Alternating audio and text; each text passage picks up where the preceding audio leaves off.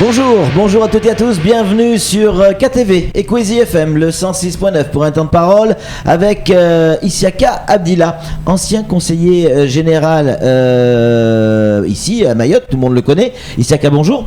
Bonjour. Merci d'avoir accepté notre invitation. Alors, le cœur de notre entretien aujourd'hui va porter sur cette affaire SPL 976. Vous êtes un ancien conseiller général, ancien président de la CIM, donc tout ce fonctionnement CIM, SEM, SPL, vous le connaissez. Est-ce que, la question va paraître un peu crue, mais est-ce que dans cette histoire, Daniel Zaidani est coupable de quelque chose ?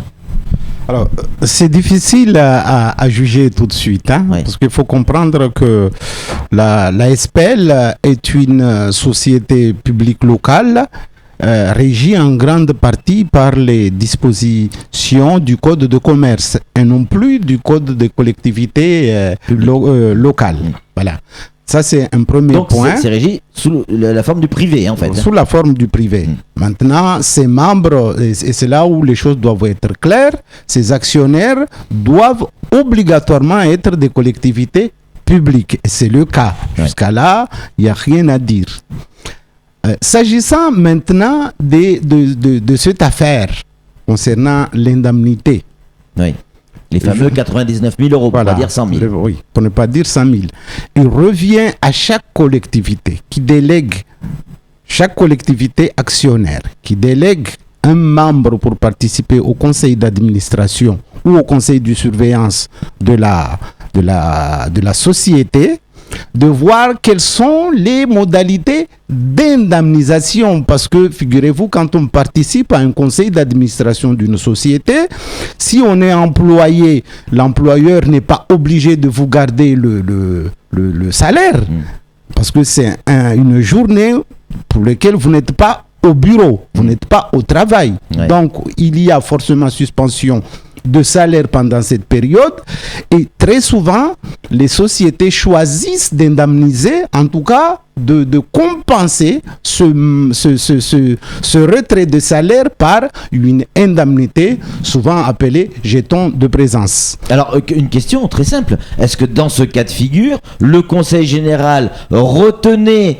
sur la rémunération donc de Zaidani en tant que président les journées où il devait travailler sur la SPL ou pas ?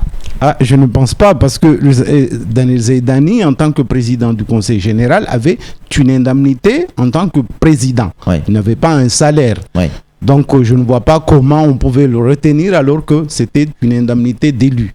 Donc il pouvait, si je comprends bien ce que vous me dites, il pouvait très bien toucher ses indemnités en tant que président du conseil général, toucher également des indemnités en tant que président de la SPL. Et ça, c'est pas illégal. Je n'irai pas jusqu'à là, parce que même il y a une réglementation au niveau des indemnités. Il y a un seuil qu'il ne faut pas dépasser. Est-ce que la même collectivité peut vous verser 2 fois des indemnités ? C'est ça la question qui se pose. Ouais. Le conseil général versait déjà au président du conseil général une indemnité en tant que président. Est-ce que le conseil général, c'est toute la question, et ça je laisse aux juristes de trancher là-dessus, a encore le droit de verser une deuxième indemnité Voilà, c'est toute la question est là. Alors, et le côté, ce que les gens perçoivent, c'est le côté indécent. On va prendre des exemples. Vous, quand vous étiez président de la CIM, vous aviez également des indemnités. Comment ça se passait ? Non, à la CIM, on n'avait pas d'indemnité. On n'avait pas pas non plus de jetons de présence. Alors, vous pouviez le faire ?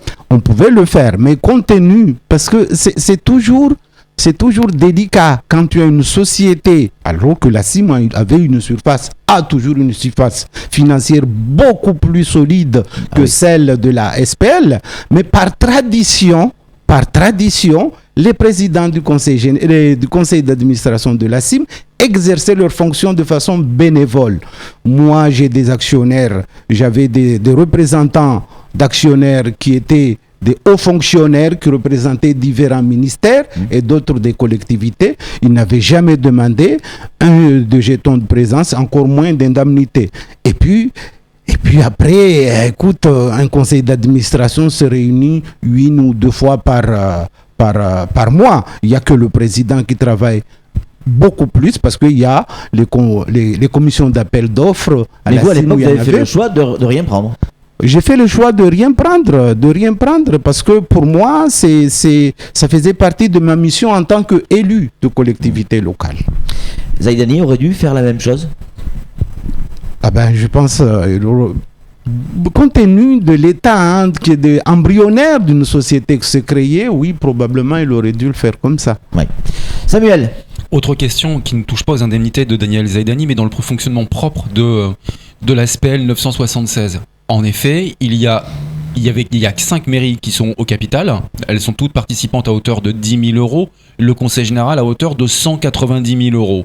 Ça fait un capital conséquent qui doit, financer la création, la structure. Mais derrière, ce sont les seuls fonds publics que nous devons voir, puisque normalement, ça devrait être les fonds privés qui doivent faire financer l'aménagement du territoire et le fonctionnement même de la SPL, alors que si on regarde bien, il y a eu une enveloppe de 1 500 000 euros versée encore une fois par le Conseil général au titre du fonctionnement d'une SPL. C'est encore des fonds publics. Ça, c'est pas logique normalement en droit privé. Je répète, la SPL, c'est une société. Pour le cas de figure, cette SPL a le statut de SA, société anonyme, parce que je pense que le capital devait être de 250 000 euros. C'est ça, hein? Le Conseil général était largement actionnaire majoritaire là-dessus de par ses apports. Maintenant, la question se pose. Est-ce que le pouvoir public a le devoir de financer le fonctionnement d'une entreprise privée?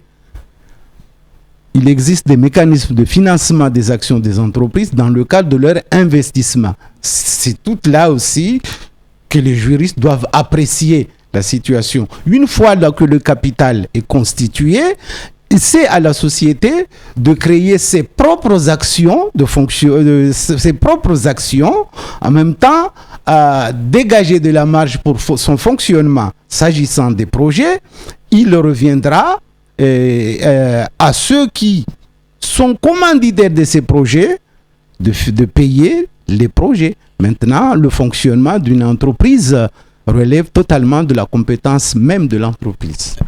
Donc en clair, pour bien comprendre, le Conseil général ne peut pas financer le fonctionnement d'une entreprise au travers d'une subvention, mais seulement l'investissement et le développement. C'est bien ça? Absolument. Donc si ce que vous nous dites est juste, ici à Kabila, ça veut dire que c'est 1,5 million qui servent à faire tourner le fonctionnement, à faire le fonctionnement de la SPL. Ben, ça, c'est pas légal alors. Non, je dois dire 2 choses. Maintenant, la SPL est-ce que la SPL a un mandat sur un certain nombre d'opérations du Conseil général? C'est toute la question là-dessus. Ouais. J'ai compris qu'il y a des bâtiments qu'il fallait construire. J'ai compris qu'il y avait le marché de Mamoudzou. Il fallait gérer en tout cas la place. Et c'est là tout le problème. Est-ce que c'est dans ce cadre-là? Est-ce qu'il y a des contrats passés entre la SPL et le Conseil général dans ce cadre-là? Voilà, c'est là où le problème, c'est qu'en fait, oui, en effet, il y a mandat, mais aucun n'est signé par l'administration du Conseil général. Aucun, à l'heure actuelle. C'est-à-dire que tout est bloqué au niveau des projets entre la SPL 976 et le conseil départemental maintenant, simplement parce qu'aucune convention n'a été signée. Alors, dans ce cadre-là, encore une fois, ce qui est gênant sur cette affaire-là, c'est le fait que le pouvoir public continue de financer le fonctionnement d'une entreprise privée. J'ai une mini-question, excusez-moi, parce que j'essaie de comprendre. Les 1 500 000 de cette subvention pour fonctionnement, donc qui viennent du Conseil général, eux aussi, ils ont dû faire l'objet d'un vote? L'objet d'un vote, mais je n'ai pas souvenir de les avoir vus en assemblée. Non, c'était à mon époque. À mon époque, ce n'est pas en assemblée. Ça veut dire quoi il peut y avoir des montants, des sommes de ce montant-là, 1,5 million, c'est pas rien, qui sont distribués sans que les conseillers généraux n'aient à voter? Non, il y a deux organes délibérants au sein du Conseil général, en tout cas tel que je l'ai connu. Il y avait une commission permanente et puis il y avait l'Assemblée plénière. L'Assemblée plénière, les rapports étaient rendus publics, hein, c'était de notoriété publique. Et puis l'Assemblée permanente qui travaillait sous la présidence du président avec une partie des élus. On est bien d'accord que à l'origine, avant 2012, la commission permanente était composée de l'ensemble des conseillers généraux. Quand la majorité a explosé, la commission permanente s'est retrouvée simplement avec la majorité de l'exécutif. Et l'opposition s'est retrouvée exclue. Donc n'a plus eu le droit de regard, enfin de droit de vote, au sein de la commission permanente. Ah bah oui, c'est l'ambiguïté de la loi, parce que la loi aujourd'hui n'impose pas d'avoir une assemblée permanente qui regroupe l'ensemble des élus, c'est à chacun de faire sa sauce. Là, une commission permanente peut très bien avoir 10, 9 élus au prorata des groupes représentés. Ça peut être avec une majorité d'élus au proportionnel, en tout cas des groupes qui constituent l'assemblée plénière. Issaka Abdillah, revenons sur la notion de plainte de Bichara. Elle arrive, c'est la nouvelle présidente de la SPL. Est-ce qu'elle peut décider d'elle-même de porter l'affaire en justice et dénoncer ça auprès du procureur? Alors moi je me suis interrogé la journée d'hier quand j'ai appris ça. Il y a deux façons. Soit elle le fait sous le coup de l'article 40, elle a totalement le droit là-dessus de le faire, parce que je rappelle encore une fois, même si la SPL est gérée et régie par les dispositions du Code de commerce, il y a la notion de biens sociaux qui tombent sous l'escalade de la justice là-dessus. Est-ce qu'elle l'a fait sous le coup de l'article 40? Probablement. Mais en même temps, s'il ne fait pas sous le coup de l'article... En tout cas, ce n'est pas mentionné article 40. S'il ne fait pas sous le coup de l'article 40, il faut qu'elle ait le mandat de l'actionnaire qu'elle représente. C'est-à-dire le Conseil général. Ça voudrait dire quoi en clair? Ça voudrait dire que si elle l'a fait avec l'accord de Swabadine? Alors, je n'ai pas de délibération parce que pour ST, une collectivité il faut qu'il y ait une délibération là-dessus. Ce n'est pas le cas. Ce n'est pas le cas. Il n'y a pas eu de délibération sur... Alors, est-ce qu'on peut parler, messieurs, d'un coup politique alors? Si on n'est pas, c'est pas archi flagrant sur l'illégalité de cette ces indemnités, en mettant de côté le côté indécent de cette indemnité, est-ce qu'on n'est pas là dans le cadre d'un coup politique? C'est possible? Souvenez-vous, la dernière fois, on était là par rapport au marché, par rapport à certains marchés qui n'étaient pas dénoncés par le nouvel exécutif. On s'est posé la question. Maintenant qu'il y en a un qui ose dénoncer une situation, ben écoute, qu'est-ce qu'on va pas tout le temps mettre sur le coup de la politique? Peut-être que la présidente est animée de bonnes intentions et qu'elle veut mettre les choses à plat. Le jour où il prend l'avion. Sam? Ouais. Vous avez été directeur de cabinet du Conseil général. Vous avez été président du SMIAM, le premier aménageur de l'île avec la CIM, et vous avez été président de la CIM. Lorsque l'on vous dit qu'un président du Conseil général perçoit une indemnité de 8 272 € par mois, en plus des 5 200 € par mois de son mandat de président, est-ce que vous trouvez ça normal? C'est-à-dire que c'est dans l'ordre des choses?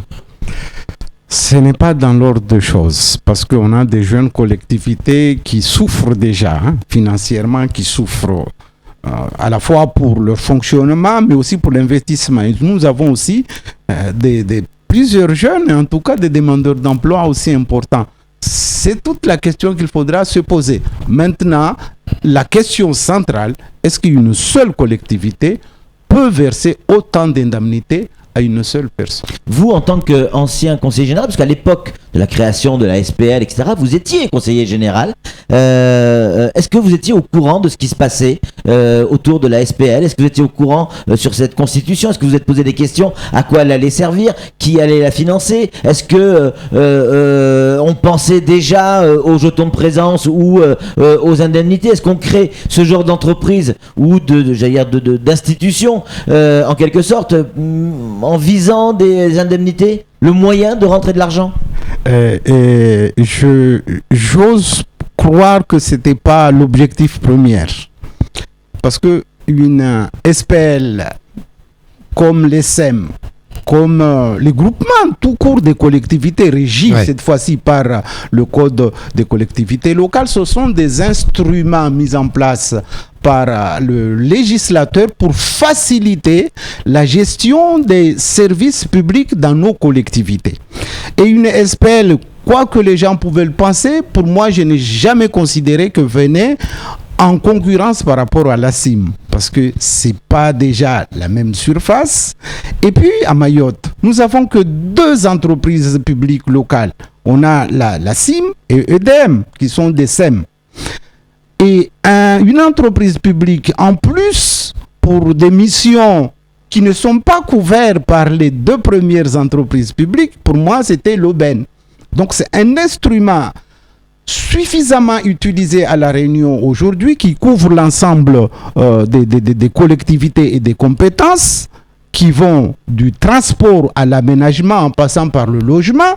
C'est un instrument qui est créé, d'ailleurs la SPL est créée, je dirais le législateur l'a mis en place en 2010 en remplacement d'une ancienne appellation qui était les sociétés publiques, les sociétés d'économie mixte locales qui étaient lourdes sur le plan de gestion. On a créé les SPL pour permettre aux collectivités d'aller très vite. Alors, moi, lorsque le projet est venu sur la table, j'ai dit chiche. Il y a des domaines de compétences aujourd'hui qui ne sont pas couverts par les autres et qui posent problème. Maintenant, s'il y a une SPL pour couvrir ces domaines-là, j'ai dit chiche, on peut y aller. Allez, juste pour conclure, parce qu'on est un petit peu en retard, on parle dans un scénario fiction. On a aujourd'hui une présidente de la SPL, on a un directeur général, Saïd Issouf. Est-ce qu'on pourrait changé tout ça et avoir un PDG ou une PDG? Ah oui, ça dépend des statuts aussi. Ça dépend des statuts parce que la SPL que je connais, en tout cas une entreprise locale que je connais, c'est à La Réunion, c'est celui de Saint-Denis, j'ai oublié le nom, mais il y a un PDG. Il y a un PDG et puis il y a un directeur délégué autour de cette société. On peut très bien le faire. Maintenant, il faut regarder quels sont les statuts et que souhaitent réellement les membres du conseil d'administration. On peut se poser la question de cette démarche, de cette vente. Est-ce que la finalité au bout, ça serait pas d'être effectivement PDG? Mais quand on est PDG, ça permettrait effectivement d'avoir des rémunérations en tant que salarié. Ça change quand même pas mal la donne. Ça change pas mal la donne. C'est pas tout simplement une histoire de sous. Ouais. En tout cas, on va suivre ça de très très près. Attention à l'histoire de l'arroseur arrosé.